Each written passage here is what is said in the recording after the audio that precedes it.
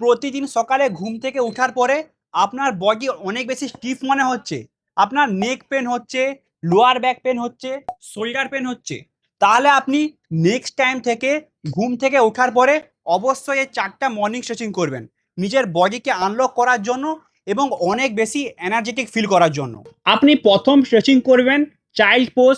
এইভাবে আপনাকে এই পজিশনটা এসে 4 থেকে 5 সেকেন্ড হোল্ড থাকতে হবে, দেন আবার উপরে আসুন, আবার এই পজিশনটা এসে আপনি 4 থেকে 5 সেকেন্ড হোল্ড থাকবেন। এরপরে আপনি দ্বিতীয় নম্বর স্ট্রেচিং করবেন দ্য ওয়ার্ল্ড গ্রেটেস্ট স্ট্রেচ। এইভাবে আপনাকে করতে হবে। সবার প্রথমে আপনি পুশ আপ পজিশনে আসবেন, দেন একটা পাকে সামনে নিয়ে আসবেন, আবার নিজের বডিকে এইভাবে সাইড করে রোটেট করবেন। এখানে পরের সাইডে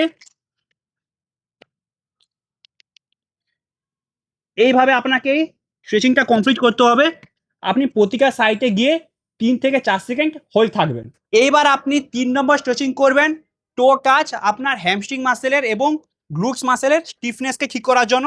সবার প্রথমে আপনি হাতটাকে উপরে তুলবেন, দেন নিজের টোকে টাচ করবেন, আবার আপনি উপরে উঠুন, দেন নিজের টোকে টাচ করবেন। এই পজিশনটা এসে আপনাকে 4 থেকে 5 সেকেন্ড হোল্ড থাকতে হবে।